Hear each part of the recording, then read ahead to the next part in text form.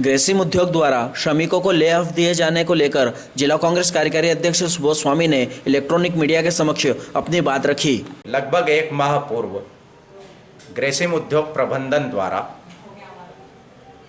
वैश्विक मंदी और भारत के व्यापार व्यवसाय इस बात से प्रभावित हो रहा है कि रूस और यूक्रेन दो महान देशों का युद्ध चल रहा है और उस प्रभाव का असर उद्योगों पे पड़ रहा है। इसको लेकर ग्रेसिम के श्रमिकों को ले ऑफ देना पड़ सकता है या पड़ रहा है।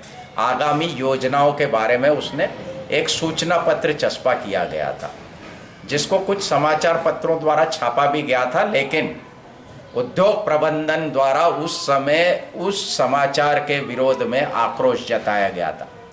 आज जब प्रमुख समाचार पत्रों में ले ऑफ का समाचार छपा है अखबार में, तो ये बात प्रमाणित होती है कि वो जो समाचार छपा था वो सत्य था। आश्चर्य इस बात का है कि वैश्विक मंदी और रूस यूक्रेन युद्ध का प्रभाव और असर पूरे देश भारत देश के एकमात्र उद्योग जो नागदा में स्थित है ग्रेसिम उद्योग पर ही पड़ रहा है, ऐसा हमें दिख रहा है। क्योंकि ग्रेसिम उद्योग की इकाइयां जो गुजरात में स्थित है, भरूच में, कोसंबा में, चीन जो अन्य देश है उसमें स्थित है, इंडोनेशिया में स्थित है, थाईलैंड में स्थित है, वहाँ पर फाइबर उत्पादन की जो प्रक्रिया है निर्बाध रूप से सतत चल रही है और वहाँ के श्रमिकों को ना तो कोई ले ऑफ दिया जा रहा है और उल्टा उनसे उनका जो कार्य है वो बराबर कराया जा रहा है। फिर ये वैश्विक मंदी और रूस यूक्रेन युद्ध का भ्रामक प्रचार नागदा के ग्रेसिम उद्योग में ही क्यों? उसके बाद सबसे बड़ी बात है कि श्रम कानून में इस बात का स्पष्ट प्रावधान है कि अगर किसी भी उद्योग को ले ऑफ की प्रक्रिया से अगर गुजरना है तो उसको स्थानीय शासन प्रशासन कलेक्टर उज्जैन कलेक्टर जिलाधीश महोदय से उसकी अनुमति बाकायदा कारण बताकर स्पष्ट रूप से लेना चाहिए। लेकिन अभी जो ले ऑफ दिया जा रहा है ये अवैधानिक है, गैर कानूनी है, क्योंकि इसकी अनुमति जिलाधीश महोदय से नहीं ली गई है। जब आप अन्य जो इकाइयां हैं, अगर जैसे वैश्विक मंदी की बात कर रहे हैं, रूस यूक्रेन युद्ध की बात कर रहे हैं, तो क्या इसका असर ग्रेसिम के केमिकल उद्योग पर नहीं पड़ रहा है? क्या इसका असर लेंसेक्स उद्योग पर नहीं पड़ रहा? क्या इसका असर वो ब्रांडसन जो अन्य इकाइयाँ जो नागदा में स्थित है उस पर नहीं पड़ रहा? ये पूरा भ्रामक प्रचार है और एक सुनियोजित षड्यंत्र है। यह सुनियोजित षड्यंत्र इसलिए है कि ग्रेसिम उद्योग अपने ही कुछ विभाग, बेलिंग प्रेस है और सैलरी मिक्सचर, ऐसे कुछ विभाग हैं जिनको ठेका प्रथा के तहत संचालित करना जा रहा है। और पूर्व में भी जब लॉकडाउन लगा था तो 3,500 श्रमिकों को बिना कारण के उन्होंने घर बैठा दिया था।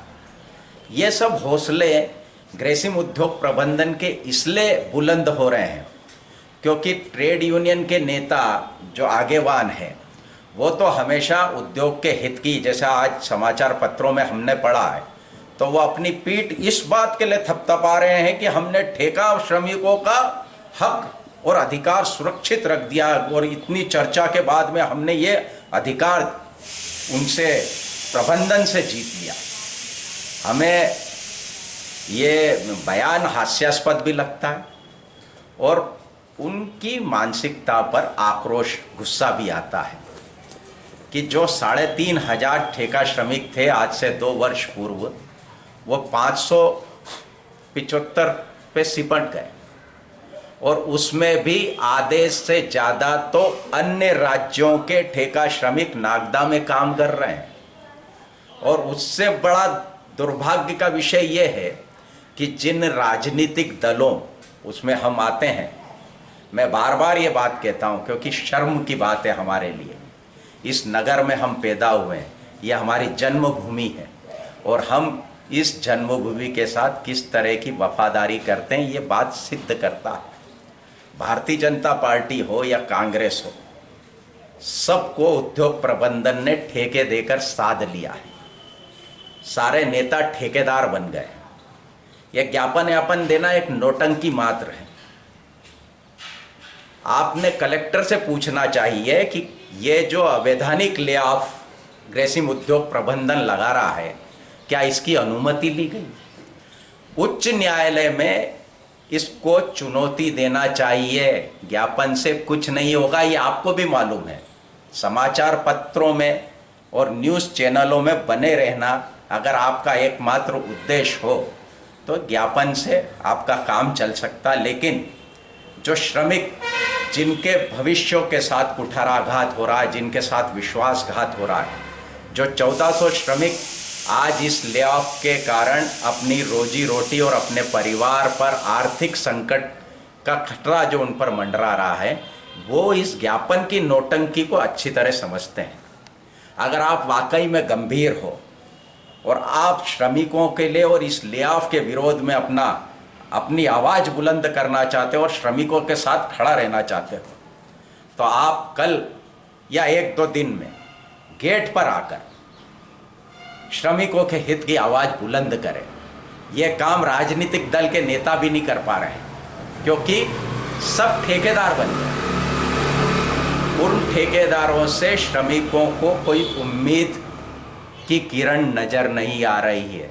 शासन प्रशासन जब भारतीय जनता पार्टी के ये राज रहा है, सत्ता में जब भारतीय जनता पार्टी रही है, ये सत्य अटल सत्य है कि उद्योग प्रबंधन के हौसले तो बुलंद रहते हैं, लेकिन आज की परिस्थिति में एक तरह का पक्ष हो या विपक्ष हो, सब उद्योग प्रबंधन अपनी जेब में लेकर चल रहा है और इस कारण अवैधानिक रूप से ले ऑफ का नोटिस चस्पा कर दिया गया है। मैं सारे नेताओं से, जिनको 2023 में चुनाव लड़ना है और जो उद्योग के गेट पर जाके श्रमिकों से वोट की भीख मांगेंगे, उन लोगों को आगाह करना चाहता हूं और चुनौती देता हूं कि अगर वो वाकई में ईमानदार हैं और वाकई में गंभीर हैं और वाकई में उनके लिए श्रमिकों को दिए जा रहे ले ऑफ चिंता का विषय है, तो उद्योग के गेट पर आकर अपना विरोध दर्ज कराए। आपको स्वयं को इस बात का अंदाजा है कि एसडीएम को ज्ञापन देने से कतई 1% भी असर ग्रेसिम उद्योग प्रबंधन पर नहीं पड़ेगा।